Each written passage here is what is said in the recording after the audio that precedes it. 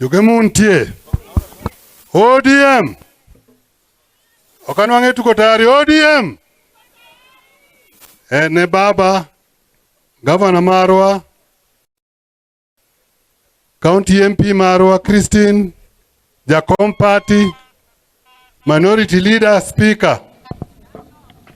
One Sia County, this is ODM zone. Mo kwadwa winjo chama mora mapopo wijie korgwenka. Governor no se wacho ni kama entie angama timore. Chama go moko go kuoe. Sani wan registration baba dinyi me kona kacha. Mangat mapoko pe register mondo dio ne kanyinge ntie obed ja chama ma ODM mondo wasir go baba. Baba one behind you. Gimidwaro wan wasiro kaka jo chama. Jakom magembe ntie ka niko chola. Kwafa ya kamchungien. Jokombe magu wards manka. Chungia uru. Baba ikandagin kacha jokombe magu wards. Nipi wachi achiel. Kakaja game. Ero kamano.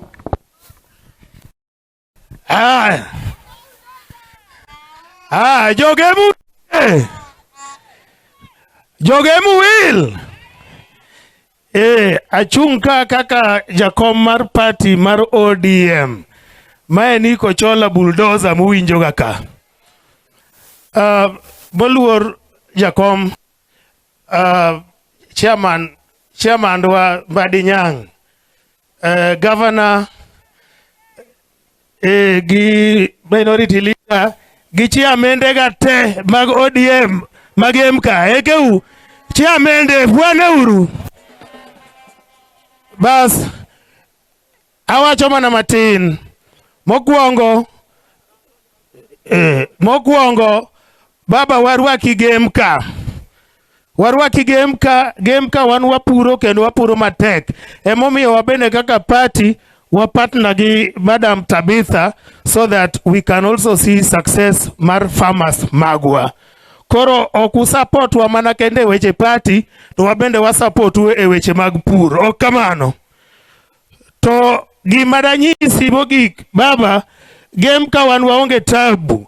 Ingeni ji kasomo gik moko oko kucha to paro ni game wan kiye. Gemka ok wan kiye. Gemka wan gi governor marwa machiegni ni office tine ni gemka. Wiko kadhi ka governor pokonyono gemka. Adier koso kadier. Matienda ni gap manodongcha governor tayo maber. O kamano.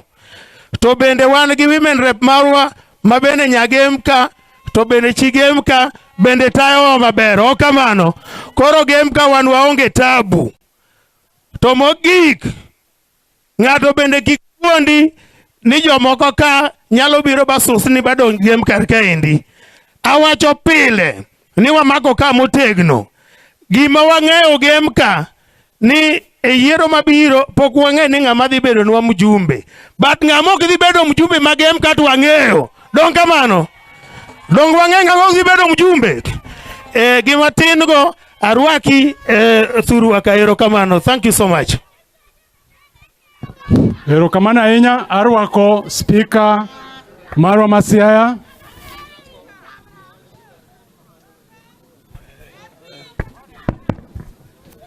Haya jogemu ntie. Kama baba nitio kwa nyachalo joma nitie liel. Jogem untie. Jogem urwako baba. Jomoko ne linkar kae miwa paro moro ni koso jo uda moko nika. Jo ODM man ka untie. Aramia badu monda nge ka jo ODM nikae. Langu baba unka. Haya jijo rire mae sama korodwa neni ka inja UDA adier tine yewa ja UDA man kae tinge badi wagonyi ionge makata wadwa gonyi tionge omiyo jo ODA muntie akaw thuolo ni makende mondagone baba Raila Amolo Odinga erokamano kuom yudo thuolo mar biro ka. Thuolo wan go matin to wagone nyaka organizers mar event ni erokamano nikech ukelo jopiny machiegni mondo wawach weche mag pur, weche mag pith, weche mag riembo dhier.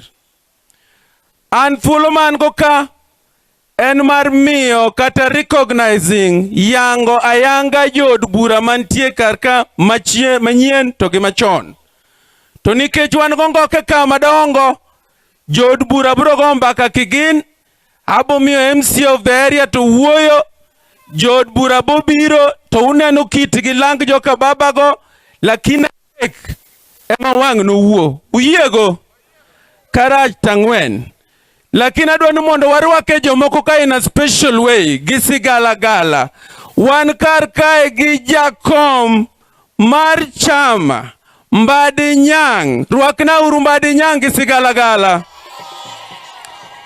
Owuok mana suba kabiro ka, ber kosirach.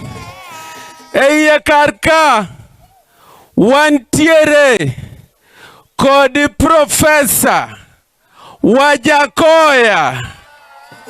Jomurako profesa ere.